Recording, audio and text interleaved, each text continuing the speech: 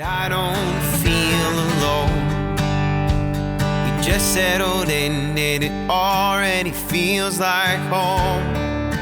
You're listening to the Feels Like Home podcast with Mike Throne and Marty Ford. Powered by Horizon. This is big. This is gig.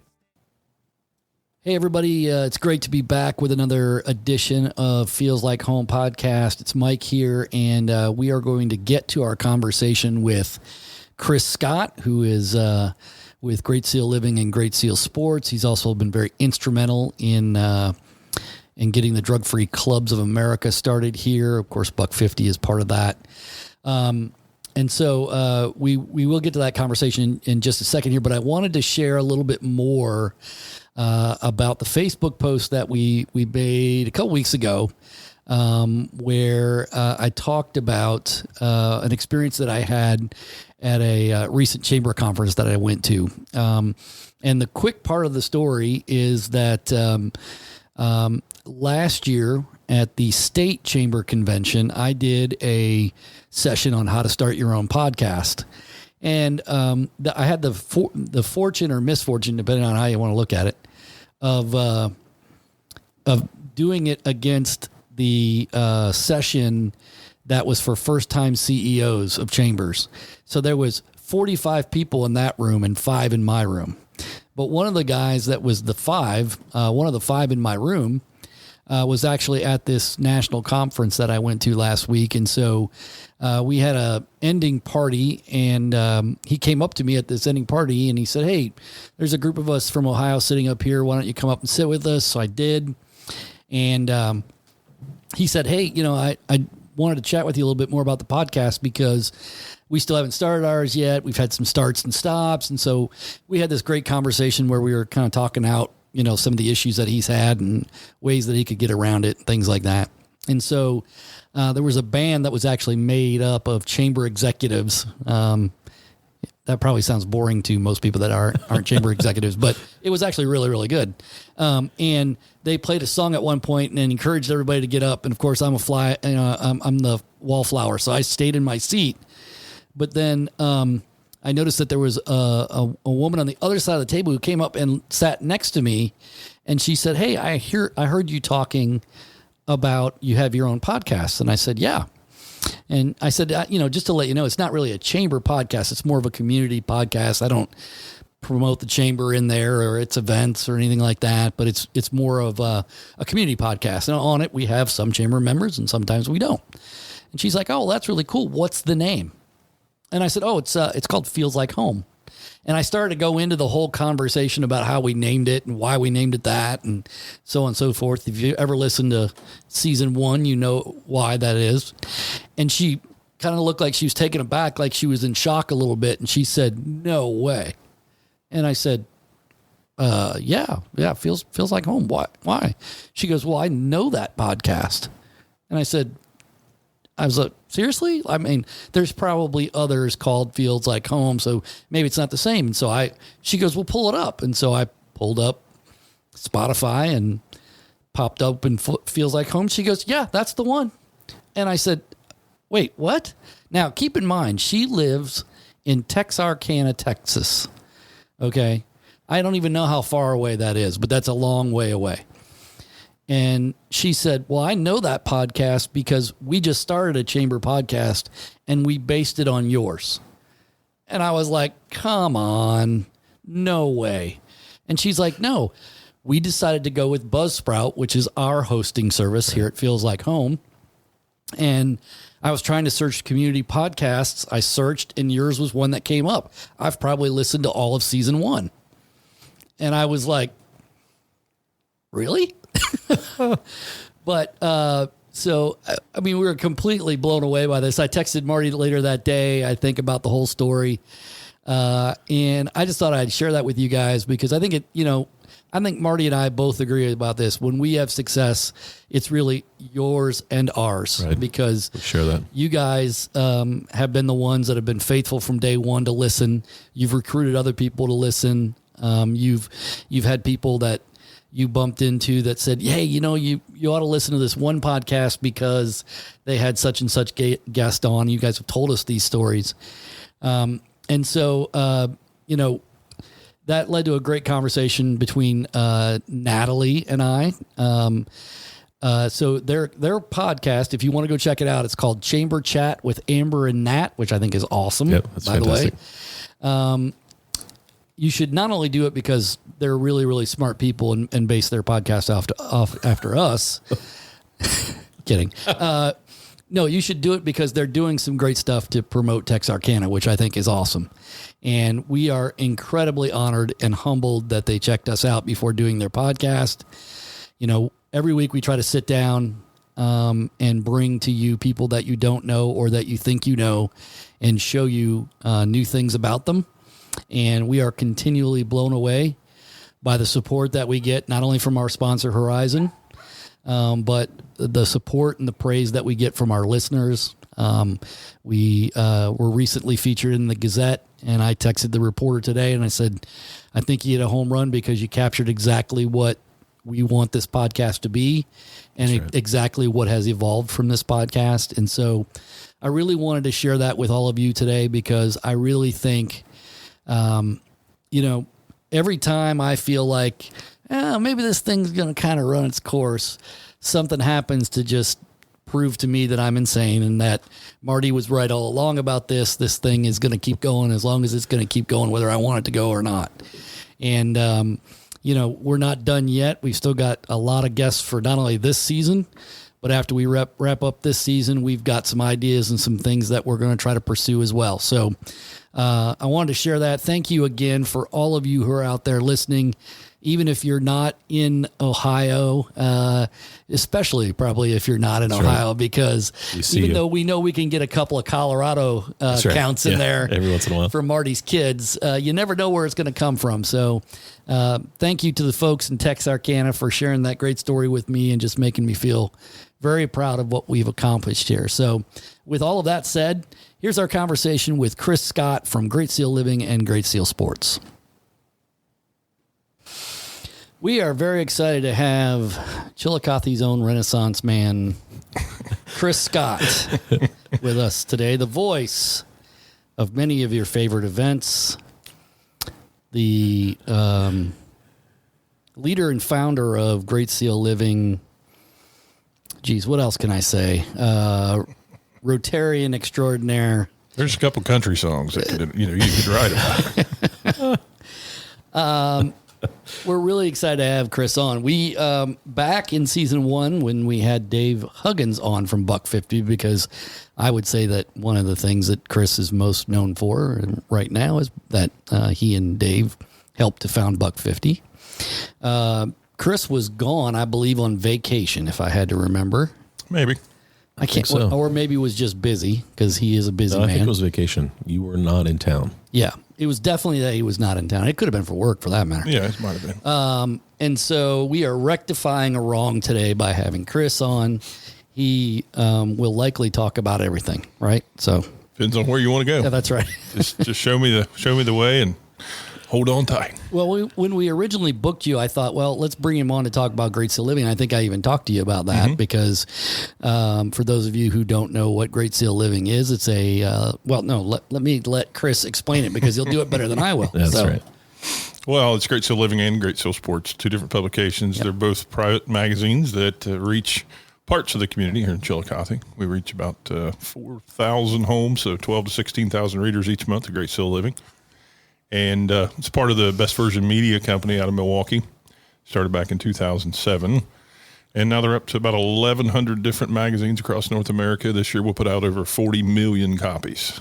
And it's just an amazing niche printing in very small batches all over the country. And started out as a neighborhood magazine in Milwaukee and ended up being community magazines all over North America. Yep. So, pretty cool.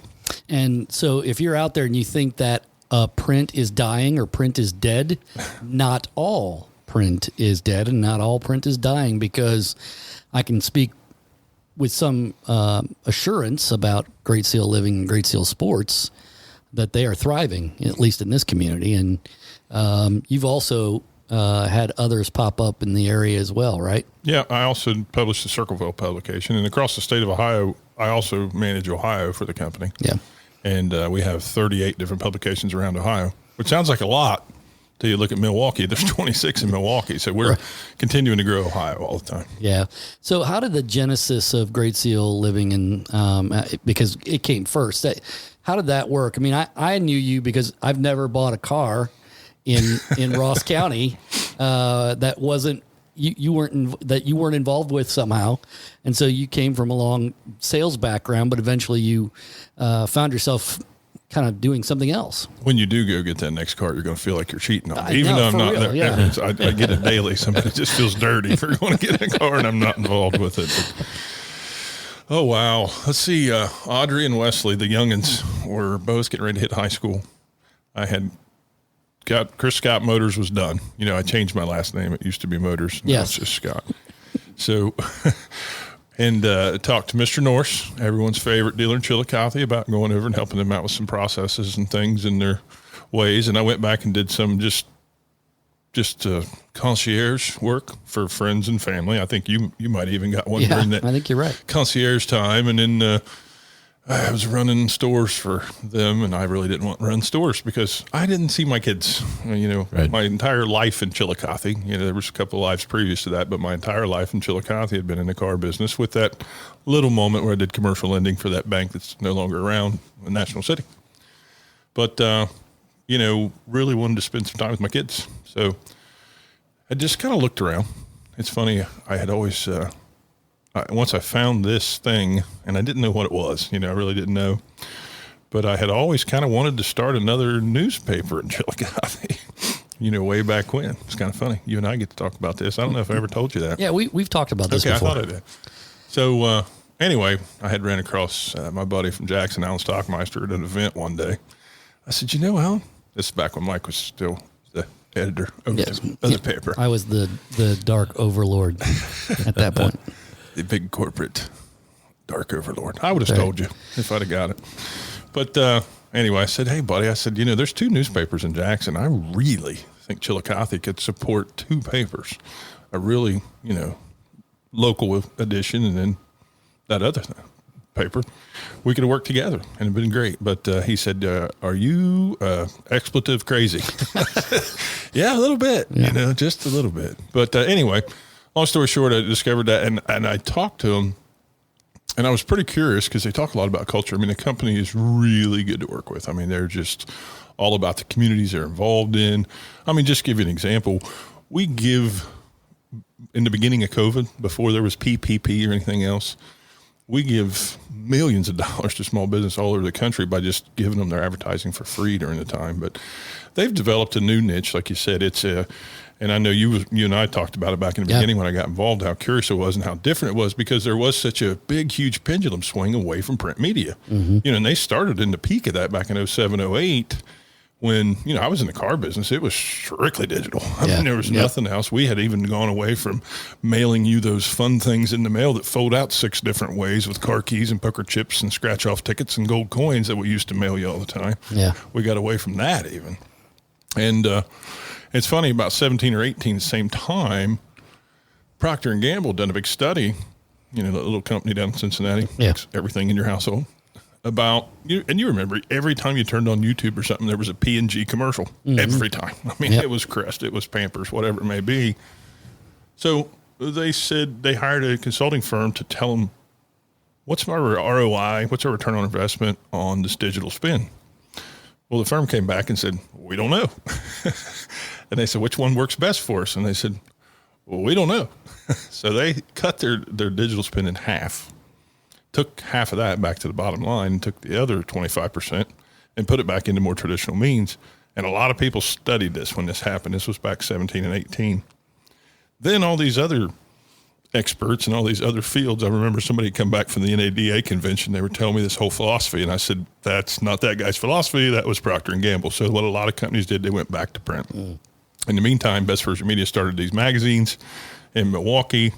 They incubated for 5 years. They really wanted to know how to get it to you. What's on the cover? How do you get you to open it? How do we get you to keep it? And how do we get you waiting at the mailbox next month for the next one? So the emotion created by your neighbor on it. So anyway, got involved And Chillicothe, even to date now, I've been there 5 years in December. Chillicothe was the fastest growing magazine they had in company history out of 1,100 magazines, which is pretty cool. Yeah, absolutely. It was a good time that we were ready, don't you think? Yeah. Yeah, I mean, I remember meeting with you when I was still at the Gazette and talking about it. And I remember going back and, of course, I'm telling my boss about this. And I'm like, this is because we had tried in some of our Ohio markets, not in Chillicothe, but we were toying with it, doing a high-end upscale lifestyle magazine then. And I didn't think it was going to work particularly well. And it ended up where the demos kind of showed that it wouldn't work with our approach. And so I thought it was kind of unique to see somebody try it with the approach that I thought we should take and, targeting it, neighborhoods, households that, and so I went back and I told my boss, I'm like, this will work. And then when sports came out, I thought this will work. Because you just have, the two things that you have at your advantage is, hey, that's, the kid that my kid plays soccer with, or that family is the family from down the street, or somebody, I kind of know them, but now I really feel like I know them, Or I know them and I really want to read the rest of the story about exactly. So it has been, I think, a very good thing for our community. And in full disclosure, I do write for Great Seal Living each month. I guess I should disclose that. Non-compensated. It's non-compensated for sure. But it's a lot of fun, and it gives me the ability to kind of scratch that writing itch once a month, which is nice. So. Well, a lot of people, they loved your words. I mean, that's one of the reasons when you went to what you did, I was like, hey, you need to write in here. Yeah. I'd asked Marvin Jones to write the first article. Now he declined. Interesting. But it's funny that, on the first issue, but and having you involved, it's good. I like having that piece. Yeah. Well, it's been fun to do for sure too.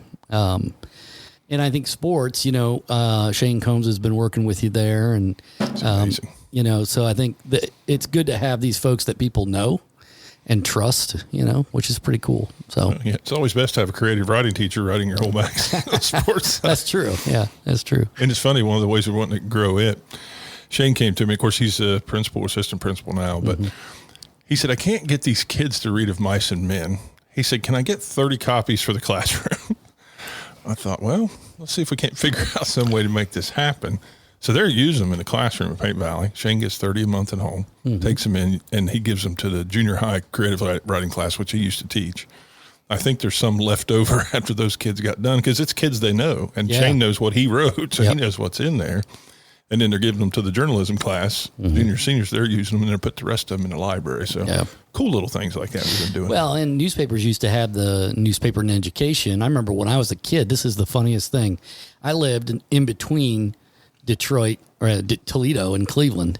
We used to get the Plain Dealer delivered to our English class every Friday. And so I would literally sit there and read. That's how I got to read Jane Scott and Terry Pluto and all these guys growing up.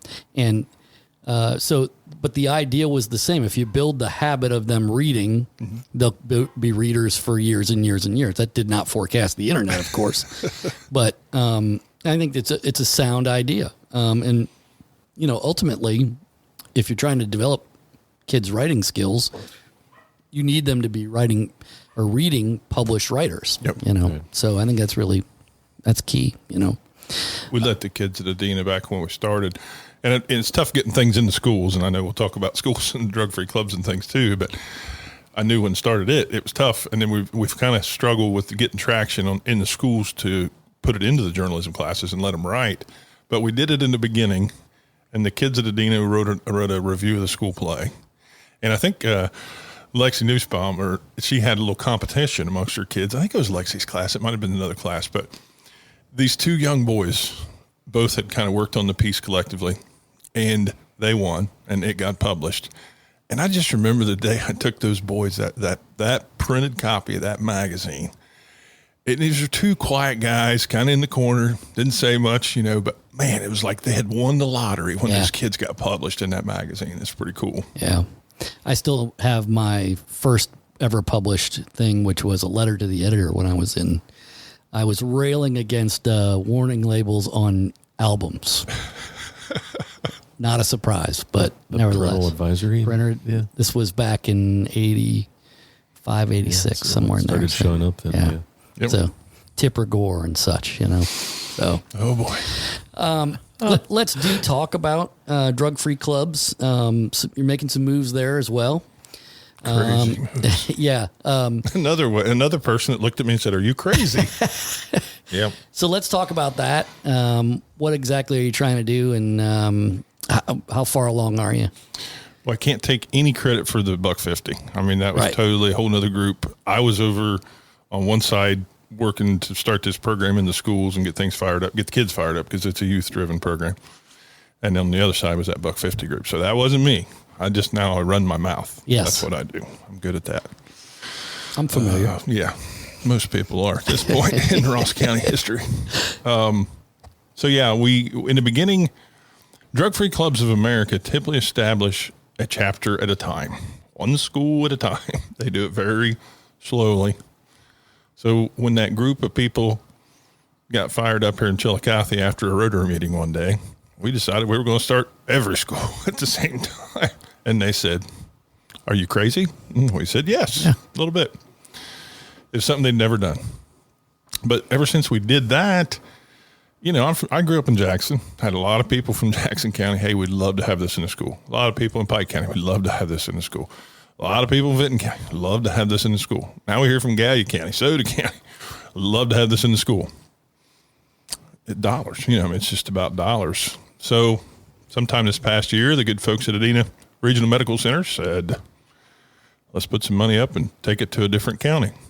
So Huggins comes back. He says, "Here's what we're going to do. We're going to go to Vinton and Jackson County, or Vinton and Pike County, excuse me, Vinton and Pike." I said, "That's great, but you can't do Vinton and Pike and not do Jackson, period."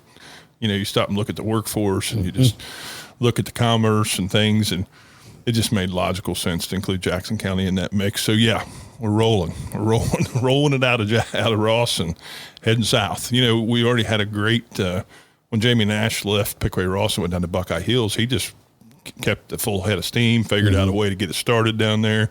Him and his coordinator, Ellen, she's amazing. Ellen is amazing. I hope she listens to this. But they have just continued what we started here in Gallia. So, we're just kind of connected in the middle, and they're going to continue to push down there. But the $150 is going to be involved with Ross, Pike, Jackson, and Vinton, supporting the program there and getting the community involved, getting the businesses involved. So good stuff. And of course, you mentioned it, but it's probably the biggest thing is the money's got to follow because the drug tests and everything costs money. It costs money. Well, it doesn't really cost money to go out and get donations, but you got to be out there and you got to be beating the bushes to get the donations for the kids, for the the cards and everything else. And you don't want to have every kid in Jackson, hey, here's a card to go to, Chillicothe every time. You want to find things for there, right? Yeah. So what are you doing right now to kind of raise that capital and to, obviously the $150 will play big into that, but what else are you doing? Well, we started out with just, we looked at the approach we did here in Ross County, and there's some things we learned. And there's some things we learned in Ross County that Drug-Free Clubs of America uses everywhere else now, too. We kind of set the bar a lot higher from what they were doing before. And so, we've kind of taken that approach with Jackson, Pike, and Vinton, got the law enforcement involved initially, the sheriff's department on how important it is and, where we're going, what we're doing. We talked to a lot of the politicians in the area, not that we want any government money because, we've kept government money out of this and it's been best because the kids get to run it and there's no, nobody's managing it. The kids do. So, that's the way we want to keep it. But we met with the leaders of business in those three key areas, the big businesses, and just talk to them about it because they have the workforce, that's one of the things that, back in the beginning, we started Drug-Free Clubs here. There was a call center wanted to relocate. Mm-hmm. They couldn't get enough people to pass a drug test. It's sad to think, but, that set off a lot of alarms for me. I had been pretty involved with the whole epidemic coming out of Scioto County in a previous life and previous world down there. So I'd seen it, and then I seen what was happening here. And then one of the pill mills was right next door to the dealership on Rennick there for a while. So I watched that firsthand, and just, I don't know. So we took a little bit different approach, trying to hit, the people who, and we didn't really ask for anything right now. It's just, we want you to aware of what's going to happen. Here's how it's going to change things. Here's what we've seen in Ross County. Here's what we've seen with the culture shift in the kids. And don't get me wrong. I mean, I'm not going to sit here and ever claim that, oh, we know every kid is just so well behaved, this or that. They're still ornery kids. We were talking about it before we started recording tonight. Some of our orneriness before, or I was, sitting there, some of the things I used to do years ago, and these kids are still going to be ornery, but they're got a different trajectory. Yeah. It's just a different mindset. So making sure all those businesses were aware of it and where we're going with it. And then getting the schools involved, obviously, early. And I think just about every school in those counties is 100% on board. The schools are tough because, especially if you got a school to where, the administration's close to leaving. It's another program. They get approached with program after program after program want to be put in schools. And it was tough starting here. That's why you get the law enforcement involved early. Yeah, right. Here, I had to have Sheriff Lavender set up a meeting with all the schools and went in. And after that meeting, it was pretty simple. And that's one of our best schools now altogether. But, here's just another program coming down the pike. And, we've got this or we've got that. And this isn't just another program. Yeah, they have a lot of experience with programs failing all the time. Oh, sure. So I could see where they would be very hesitant to jump in with both feet on something because they've just watched program after program. Well, and programs too that people initially provide the manpower or the ways to monitor all those programs, and then after 2 or 3 years, they're like, "Okay, we've got it running for you, so you guys just take it now." And they're like.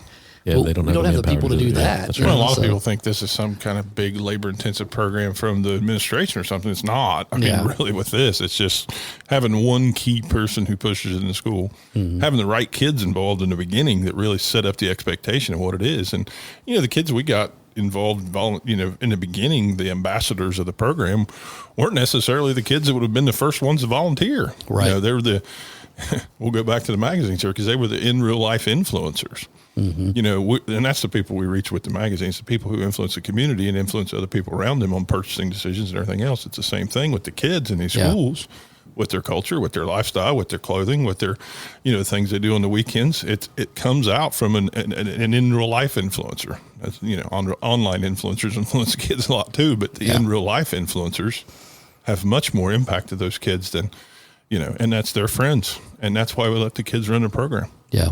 And I think it's important that the youth have opportunities to lead. And so you're providing that. Previous life youth pastor for a long time. And I could always tell when I had strong youth leadership in my youth group, my numbers were fantastic because kids want to be around them. Yep. And so I think that's that's a great way for buy-in is have strong youth leadership and kids will want to be a part of that. You go back and watch that Spike TV piece we did, and you weren't part of our shoot that day, but you're part of the piece that we ended up with. Yeah.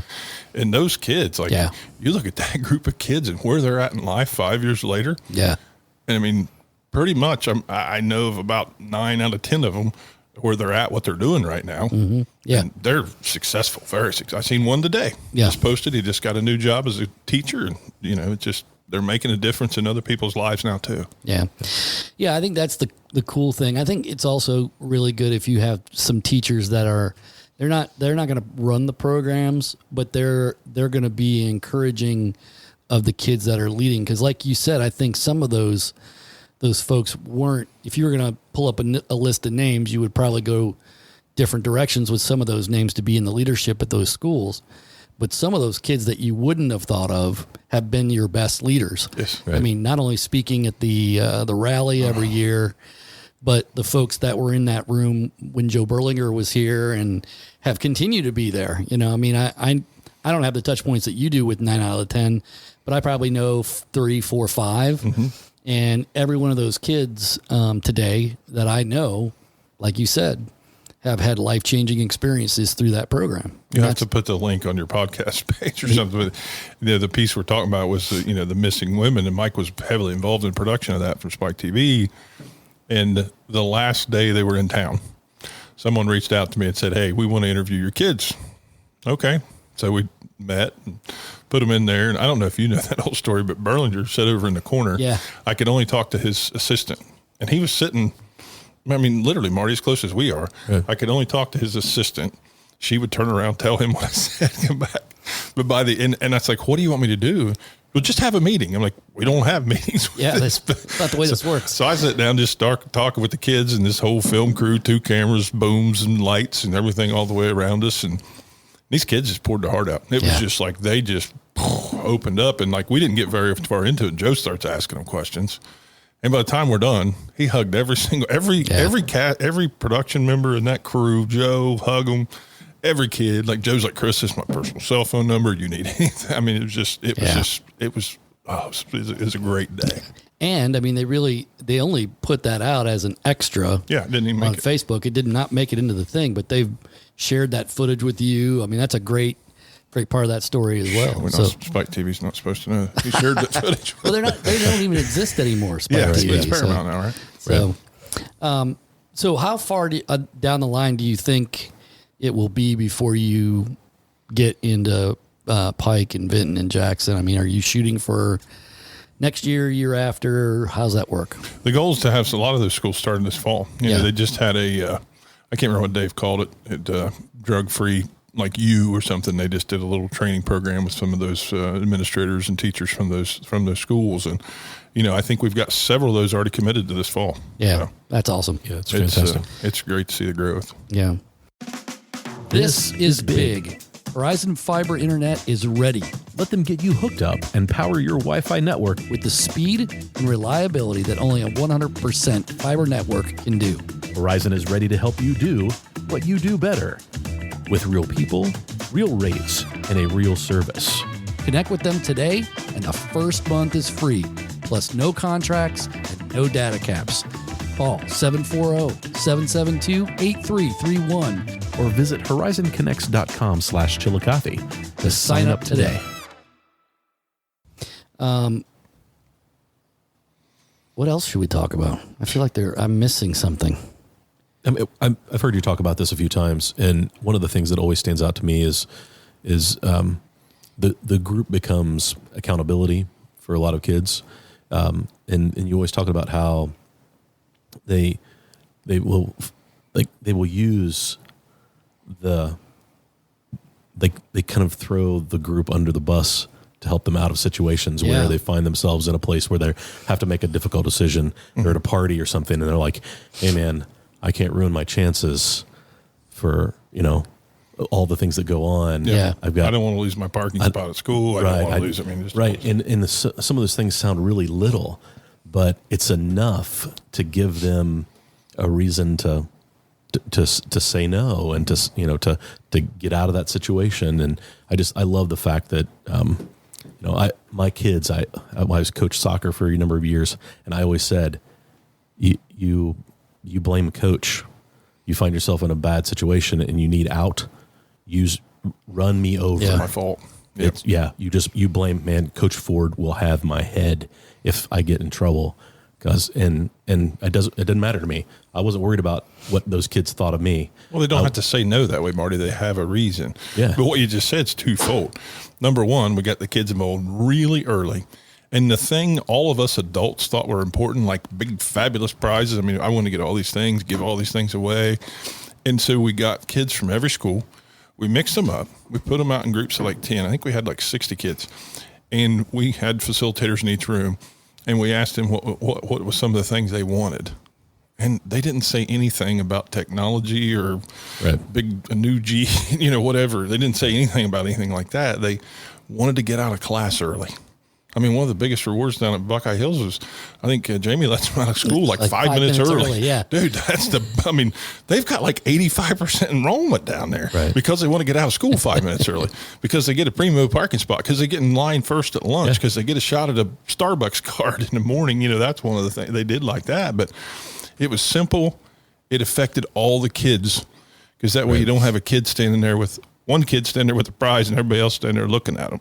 Right. Yeah, exactly. And it sticks with them throughout the year too. That's one thing that's a little bit different. Like right now, today, I mean, we're sitting here right now, and at this moment, there's a concert going on, and they got into the Fair Free today just by showing that card. It's, that was last year's card, but I mean, we kept things in the community going throughout the year, and I got a just huge shout out to the folks out to the Ross County Agricultural Society. Fair's been a big supporter from the beginning, so very cool. Yeah. And it occurs to me too that one of the really big parts of this is that we've created a structure. So if a kid does fail a drug test, we have a way to say to them, "Hey, look, this is a momentary lapse. Why don't we get you help?" Yep. I mean, in the past, we could have never known some of those things and never dealt with any of them, right? Well, that, and it keeps that, the way when a kid fails this, the whole school don't know it. Right. In a mandatory type situation, principal knows, everybody knows. And guess what? I've seen kids become the drug kid or pothead kid, and that's what they're known for, and then they're treated differently. Right. In school, they don't know about it. The parents are notified. They get them in touch with a counselor, and they work through it. Yeah. And we've seen kids come back and do extremely well. And I never know about it. I mean, I don't know. Nobody knows. Right. Makes it nice. Yeah, absolutely. So are we going to go back and be judges again this year at Dance for Kids' Sake? I am. Am I allowed to go back? I didn't know if the uterus thing got me kicked off. I need to ask Erin. You need to talk to your sister-in-law about that. I'll talk to her. Maybe I'll ask her. She's my buddy. I like her. She's awesome. She has not reached out to me yet either. Although I may be on the other side of things this year. I may be actually buying a table and doing some stuff. Oh, I thought you were dancing. No, I'm not dancing yet. Here we go. I have not been talked into that yet. Oh, you've not done it yet? Oh, no. Oh, no. I'm calling Erin. There's only about 3 things I'm afraid of in life, and one of them would be dancing in front of people. Dude, you're the perfect size for dancing. Like, if you're over, I won't do it because there is a law on the books, and I first learned about it from Howard Stern. If you're over 6'4", it's illegal to dance in public. And at 6'8.5", I don't need to be doing it. I would say that's probably true. So you're a dancing size, man. Well, I mean, I appreciate the confidence in my lack of ability, but I'm not sure I share your confidence. So that was a good time. It's weird you say that. I was thinking about that the other day, and we did the Dance for Kids' Sake, Big Brothers Big Sisters, and I do know a couple people that are dancing. I don't want to spoil. I'm not going to spoil it, but I've seen some people posting on social media already. So I think some of those folks are going to be exciting to see. So that's cool. I think that'll be pretty fun. Have you danced, Marty? No. I danced in White Christmas though, so I think that's right. See, he's ready. And there's one. We get one. Let's call her. We'll call her. I'll just text her on my way out. I think that was probably enough for the community to see. Come on, man, you're spectacular in that. So that's funny. What else you got going on that I didn't think about? I feel like I have missed something. You only have one kid to chase around this year. We're down to one. And then there was one. Is he playing football? He hasn't played football since 6th grade. Okay. But he is playing football. Oh, okay. That's where I just took him some food because he forgot to take something to have on the break during 2-a-days today. And all right. That was smart. it was 97 sitting in the Suburban next to the football field. How hot these poor boys. I remember vomiting and just being so angry at why I was even playing football. I was that age. Well, I didn't play football. I ran cross country, but I didn't like practicing in this. I can't imagine doing it 2 times in one day. He's got all that hair. Yeah, he does. Oh, by the way, and thanks a lot. I know, you didn't. I did not act alone.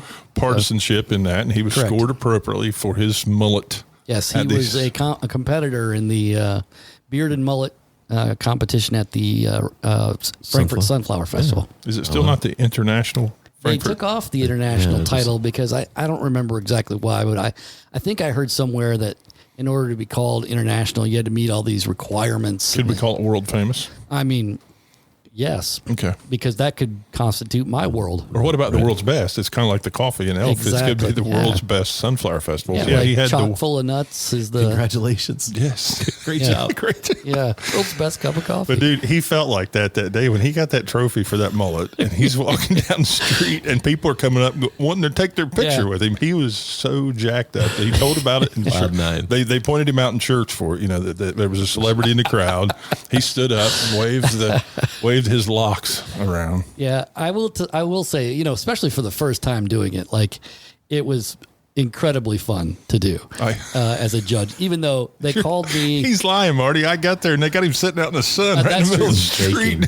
That part was not fun, but sweating. I don't think Courtney Williams could apologize enough for that. She just kept saying it over and over again. Well, they didn't want to block the crowd behind them. Yeah. I see what they did. But we were a little underwhelmed with the beards. So you guys that got beards out there for next year's Sunflower Festival, just book it now. I don't even remember a beard contest happening in Ross County. I mean, that is big. Could have been a big thing. Now the guy that won deserved to win. Oh, he had a beard. But I mean, there could have. I know a lot of people that could have been you can heavy get competition one out there by the next year, Marty. Mine gets to a certain point and it stops growing. Really? I'm serious, yeah. Because I thought, mine gets to a certain point, kind of like it is right now. Just jump on the bandwagon.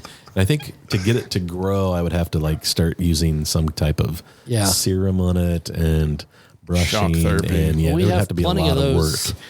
Little small businesses around. Well, there was two of them involved in that contest because Ron he's from Jackson, Bearded Pup. Or Wellston, right? Yeah, Bearded Pup. He's a Jackson County guy. Speaking of pups. Yeah. The dogs have entered the chat. Yep, that's right. Every week. And then, of course, Honest Ape from here in Ross County. So, that was a lot of fun. I think I would love to do it again. I think it was just a lot of fun. I have said, let me know, and I'll try to spread the word as much as possible. Did you see the pictures, Marty? Yeah. Wesley had the Firebird Pontiac racing shirt. I'm telling you. And all of them had pit vipers. Yeah. Every contestant had pit vipers. And one of the contestants actually said, one of the basic questions for everybody was, why did you grow a mullet? And the one guy said, because it got me a free pair of pit vipers when I had my hair cut into the mullet, and that was a pretty good response. That was my son. That's right. And he had a bag of pork rinds with him. That's right. So it completed the ensemble for sure. So it was quite good. Yeah, that's a haircut I can't believe made it back, but it did. Well, some of my old classmates were kind of saying, "Oh, like father, like son." His is naturally curly. I had the perm years. Yeah, mine. I had that too. Yeah. It was like you remember it was a pack of ramen on the back of your head was the coolest perm mullet. Oh yeah. That's right. Yeah. I had a couple friends that had them. I was always a high and tight kind of guy. Like I always had the short hair. So I always needed a haircut. My hair grew so fast and my mom just kind of gave up. Yeah. And so every picture of me as a kid, it's like, no, I straight up had the business in the front. I had the high and tight flat top party in the back. Yeah. Wow. So Miss Audrey is attending the spa school in Columbus. Oh. Be an esthetician, got some big aspirations there. She's doing very well. She graduated Southeastern. Yeah. And then, what we haven't talked about is we haven't talked about church. That's right. I did want to talk about that. Thank you for bringing that up. It's big on my list. Everybody I see. It's like, because we are actually recording off our normal schedule because, to Chris's credit, he wants to be at church on Wednesday night. Yes. So I appreciate that. Tuesdays and Wednesdays are off limit after 5:30 now. Yeah, there you go. And you go to Real Joy Community Fellowship, right? Real Joy Community Fellowship, south of Chillicothe, US 23, just on the right in Masseyville. Wow. Yeah, but not for long though, right? Not for long. It says big construction project. I drive by it. Huge. Yeah, so if you don't know this, so just off, right near the Chillicothe fireworks on the 23207 connector there. Just Real before you get to Joy the roundabout. Yep, right before you get to the roundabout. That's where the church is building now. They have broken ground, and they are. I haven't been out there and actually looked for a little bit, but I assume things are. We have it looks like a building now. Yep. Marty gets to drive by. It looked. I mean, we've got all the steel up and.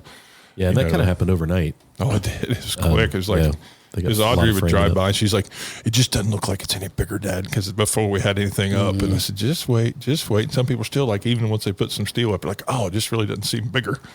And I'm like, there's 5 JLG boom lifts inside that building. That's a lot bigger. Yeah. So Sunday, Pastor Tony put, we took the square footage and marked overhead shot. We had a direct overhead shot of the new building. Just took the old building square footage, and it was a third of the building, so almost 3 times as big. But we're running two services on Sunday morning to fit. Mm-hmm. Yeah. It started kind of as a necessity for COVID and getting some of the senior folks in the morning. Just a little less.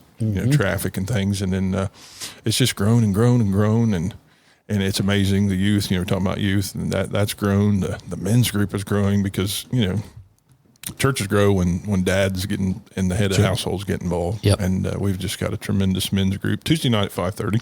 Join us. It's just flat out real. I mean, that's just as simple as I can put about our church. It's real people, real joy. I mean, that's it. I was talking to a friend of mine the other day, and his wife's probably one of the best dressed ladies in Chillicothe. And I just said, don't come expecting everybody to be dressed like your wife is every day. I mean, it's real people. I mean, that's what I like. Yeah. And how did that evolve for you? Like, how did faith become? I mean, you've obviously invested a lot in this over the last couple of years, just from knowing you and observing not only our personal friendship, but your public persona as well. I think things have become much bigger for you and your family on the faith side. Huggins asked me this question about a month ago at my office one day, and it was about 2 hours later we kind of got to the answer of it, and I know we're pretty deep, so I'll give you the short version. I mean, I grew up with one of the most godly women that ever graced the earth, and that was my grandmother King and my mama. And she made sure I was at church every Sunday, period. And so I was heavily involved in Methodist church growing up. Country church, one room, no plumbing, no air conditioning. We had an outhouse, scared me to death. But, at 9 years old, I was singing in the Southern Ohio Methodist Men's Choir, traveling around doing that. One of the youngest people to ever do that. So that was fun. My grandma, she always made sure I was there, wherever we were going. And, just had the faith instilled early. And didn't, I've been in and out of different churches. And the funny thing is people want to shop for churches and things. And I hear people too that I don't need a church, my relationship. And I was that way for a long time too. And I still think, it is about what's between you and God.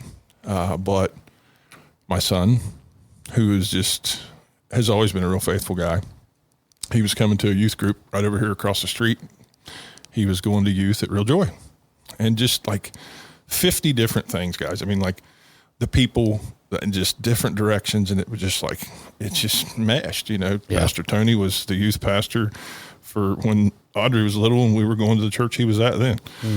Daphne Butcher and Abbott now and at Paper City CrossFit.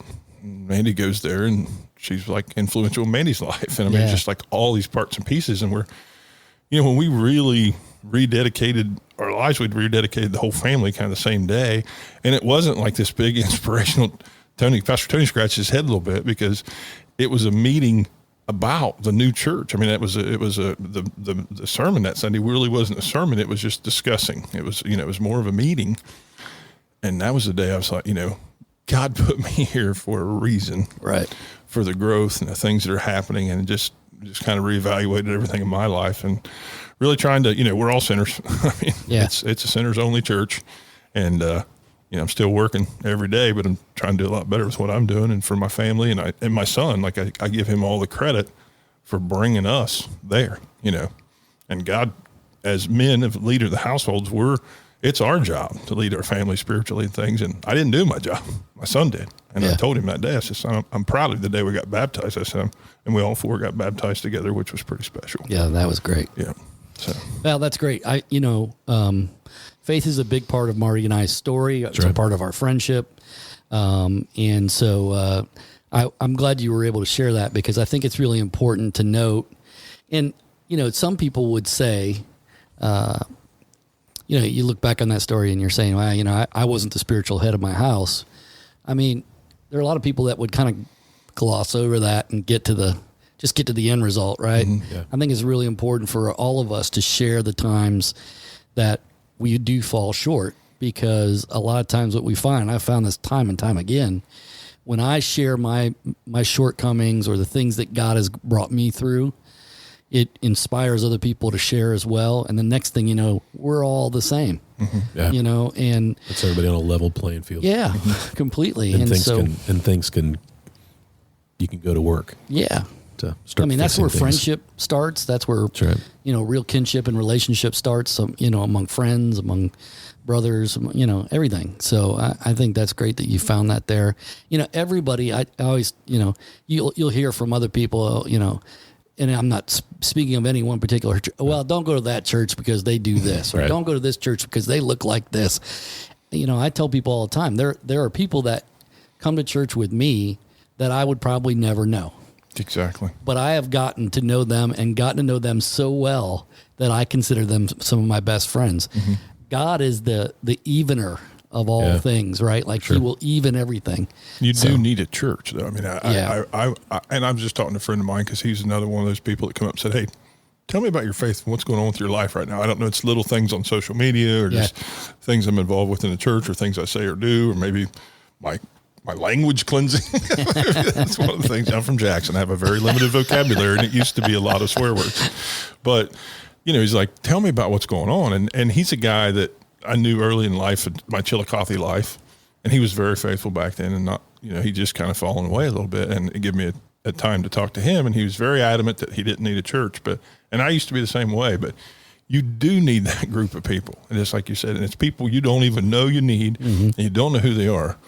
But once you're in there and you feel it and you know it, and I mean, it isn't about a church. It is about your relationship with God. But when the Holy Spirit's in there, you know it. Oh, yeah. I mean, and we get some good old fashioned things going on. Yeah. It's important. Community is so important in so many different aspects. But you talking about your words reminded me. I played in a golf outing a couple months ago, and they had a guest speaker at dinner afterwards, and it was Craig Krenzel.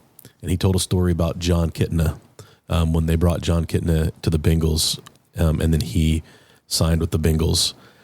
And he told a story about John Kitna pulled him aside one day in the clubhouse, and he's like, "Hey man, I really love what you're doing. I love your energy, what you're bringing, but just got one question.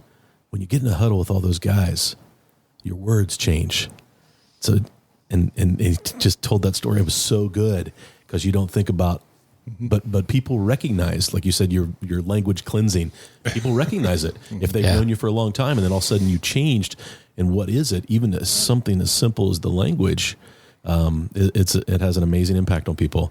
And I just thought that was a great story for Krenzel. He's like, "Yeah, I changed that day because Kitna was brave enough to say, man, I love what you're doing, but man, you need to really watch your words because people are paying attention to you. You're leading this team, and they're paying attention to you."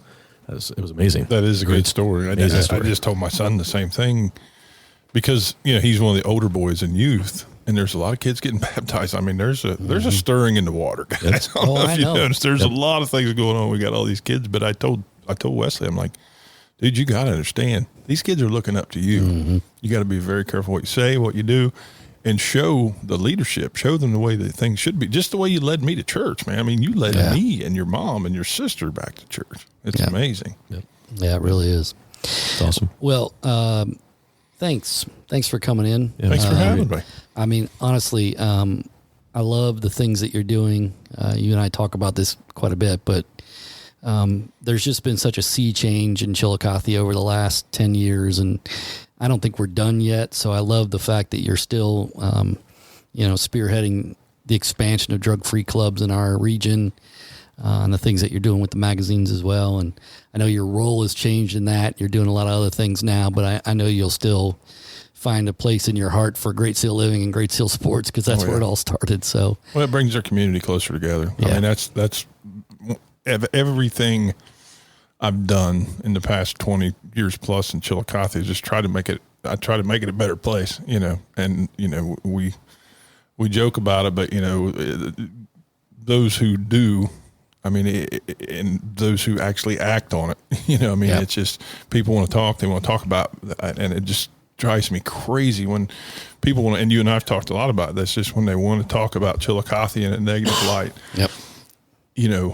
The people here are good.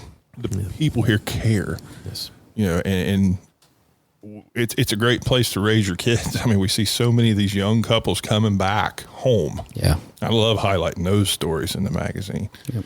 But, we just got to stop complaining and get up and do something, whether it's picking up trash or whether it's just, going out and feeding a homeless person or going out and helping these kids or just being out there on the road. I mean, the $1.50 sums it up for me. I'm getting cold chills talking about this, but when you see the people come out at 2:00 in the morning out of their house and cheering runners on, I mean, that's doing something. Yep. And it's showing those people that we bring, these 1,000 people or more that we bring in for this event, that Chillicothe is a great place. I mean, if anything says Chillicothe and shows Chillicothe, it is the $1.50. Yeah, I agree. So keep it up. Yeah, and I got absolutely. to thank everybody that's involved in that. And same with drug free clubs and come to church with us. Love to see you. Yep. Well, thanks again, Chris. man. Keep doing what you're doing, man. It's working. We love it. So thanks for coming on. And I thought this was going to be, when you guys started your podcast, it feels like home. I thought, like, because you're all transplants too. Like, Yeah, well, you didn't grow he's up not- here. he You grew up here. You were born and bred. Yeah. I was born in Chillicothe Hospital. And then my first 6 months I was in Waverly with my grandparents because my dad worked at NCR over in Dayton. Mm-hmm. And so he was living in Fairborn during the week and coming back home. And then we moved just about a block away from here. I was thinking you had more time away as your youth, but no, you were here. No, so and then I went to Kingston. So we were over on Hickory Street, right by the old gas station, just up from where that lot is, which is 86, so it matches the same number as the street. Oh boy, look at that. It's funny, when I lived in Jackson, I grew up in Jackson, lived in Jackson. Coming to Chillicothe wasn't a big deal. And people used to say, my people in Chillicothe would be like, come down to the house. Well, oh my gosh, I can't drive that far.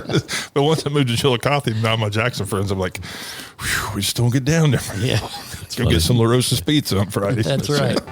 Right, we're just gonna have to wait till they play Jackson at Jackson or something, right? Yeah, So, we definitely will. Thanks for having me, guys. I appreciate it. Enjoyed it. not a problem. Thanks. You're listening to the Feels Like Home podcast with Mike Throne and Marty Ford. Powered by Horizon. This is big. This is gig. It feels a little strange, but I don't feel alone. We just settled in and